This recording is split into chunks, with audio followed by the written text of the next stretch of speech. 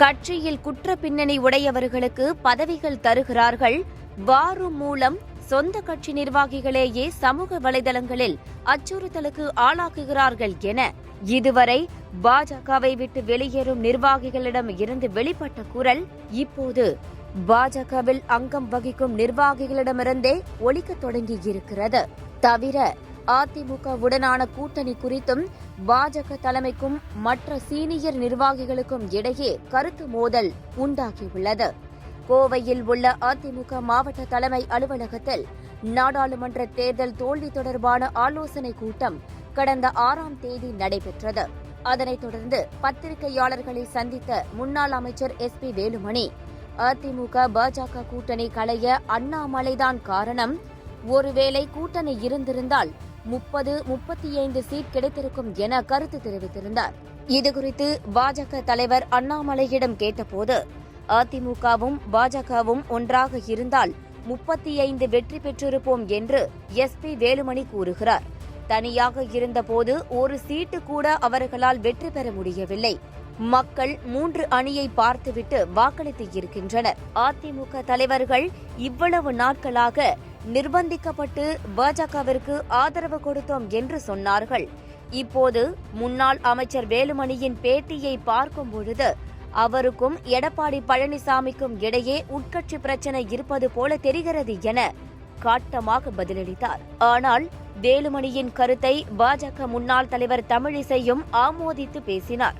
அது மட்டுமில்லாமல் கூட்டணி வைக்கலாம் என்று நாங்கள் வியூகத்தை அமைத்தோம், சகோதரர் அண்ணாமலைக்கு அதில் விருப்பம் இல்லை, அதனால் செய்யவில்லை எனவும் கருத்து தெரிவித்திருந்தார். தமிழிசையின் இந்த கருத்துக்கு அண்ணாமலை ஆதரவு பாஜக நிர்வாகிகள் இணையதளங்களில் கடுமையான எதிர்வினையை வெளிப்படுத்தினர். தமிழிசையை வட இந்தியாவுக்கு ஆளுநராக அனுப்புங்கள் எனவும் விமர்சனம் செய்தனர். அது குறித்து பேசிய தமிழிசை சவுந்தரராஜன், கட்சிக்காக கடுமையாக உழைக்கக்கூடியவர்கள், நான் மற்ற கட்சி நிர்வாகிகளை மட்டுமல்ல உட்கட்சி IT நிர்வாகிகளையும் எதிர்க்கிறேன், எச்சரிக்கிறேன். தலைவர்கள் யாராவது கருத்து சொன்னால் அவர்களை மோசமாக பேச வேண்டாம். கட்சியின் பிற தலைவர்கள் குறித்து தவறாக எழுதினால் ஒழுங்கு நடவடிக்கை எடுக்கப்படும் என முன்னாள் மாநில தலைவராக எச்சரிக்கிறேன். நான் இங்கேதான் இருப்பேன் என எச்சரிக்கை செய்திருந்தார்.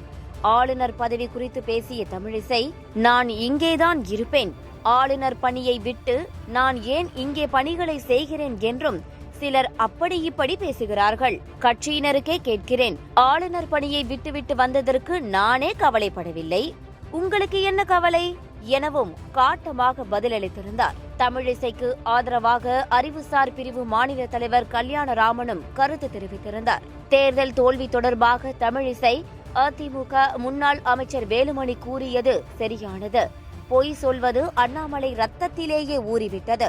பெரிய தலைவராக காட்டிக்கொள்ளவே எடப்பாடிக்கு எதிரான அரசியலை அண்ணாமலை செய்கிறார்.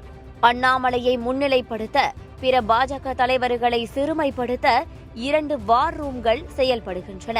அண்ணாமலை வார் ரூமை நிர்வகிப்போரில் ஒருவர் ED வழக்குகளில் தொடர்புடையோரை மிரட்டி பணம் பறித்து வருகிறார். தங்க கடத்தல்காரர்கள் ரூபாய் 1000 கோடிக்கு மேல் மோசடி செய்தோரிடம் வாரும் மூலம் பணம் பறிக்கின்றனர் என கருத்து தெரிவித்திருந்தார்.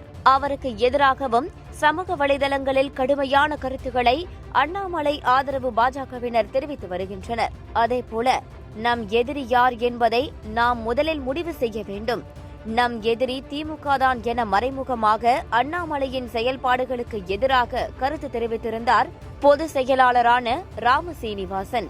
இந்த நிலையில் எந்த கருத்தாக இருந்தாலும் கட்சிக்குள் தான் தெரிவிக்க வேண்டும், மீடியாக்களில் இல்லை என அண்ணாமலைக்கு ஆதரவாக பாஜக பொதுச் செயலாளர் SG சூர்யா தன்னுடைய எக்ஸ் தளத்தில் பதிவு செய்திருந்தார். இது ஒரு புறம் இருக்க, கட்சியில் சமூக விரோதிகளை அதிகளவில் சேர்த்து அவர்களுக்கு பொறுப்பு கொடுத்திருப்பதாகவும், தான் தலைவராக இருந்தபோது கட்சிக்காக உழைத்தவர்களுக்கே பொறுப்புகளை வழங்கினேன் என தமிழிசை ஒரு நேர்காணலில் கருத்து தெரிவித்திருந்ததும் மிக பெரிய சர்ச்சையை பாஜகவுக்குள் மீண்டும் உண்டாக்கியிருக்கிறது. திருச்சி சூர்யா சிவா, தேசியத்திற்கு கட்டுப்பட்டு நடக்க வேண்டும் என்ற பாடம் எடுக்கக்கூடிய தாங்கள் ஒரு முன்னாள் மாநில தலைவர் பொது ஊடகங்களில் இப்படி கருத்து பதிவிடுவது சரியா? குற்ற பின்னணி உடையவர்கள் பாஜகவில் சேர்க்கப்பட்டது என்பது தங்களுடைய பரிந்துரையில் மாநில தலைவர் ஆக்கப்பட்ட எல் முருகன் காலகட்டத்தில்தான். வேண்டுமென்றால் நான் பட்டியல் தருகிறேன். கட்சியின் வளர்ச்சியையும் தனிநபருக்கு கிடைக்கும் புகழையும் ஏற்றுக்கொள்ள முடியாமல் இப்படி புலம்புகிறீர்கள் என்பது அப்பட்டமாக தெரிகிறது. தாங்கள் மாநில தலைவராக இருந்தபோது கட்சியில் சேர்வதற்கு கூட ஆட்கள் முன்வரவில்லை என்பதே நிதர்சனம். பதவிக்காக நாங்கள் இந்த கட்சியில் இல்லை, அண்ணனின் அன்புக்காக மட்டுமே உள்ளோம் தன்னுடைய எக்ஸ் தளத்தில் கருத்து தெரிவித்திருந்தார். காயத்ரி ரகுராம், சிஐடி நிர்மல்குமார் என பாஜகவில் இருந்து வெளியேறிய பலர் இதுவரை பாஜக தலைவர் அண்ணாமலை மீது முன்வைத்த குற்றச்சாட்டுகளை தற்போது கட்சியில் இருக்கும் மூத்த நிர்வாகிகளே முன்வைக்க ஆரம்பித்திருக்கிறார்கள். அதுவும் வெளிப்படையாக. அதேபோல அண்ணாமலைக்கு ஆதரவாகவும் நிர்வாகிகள் வெளிப்படையாக கருத்து தெரிவிக்க ஆரம்பித்திருக்கின்றனர். பாஜக தலைவர் அண்ணாமலைக்கும் சீனியர்களுக்கும் இடையிலான மோதலும் தற்போது வெளிப்படையாக நடக்க ஆரம்பித்திருக்கிறது.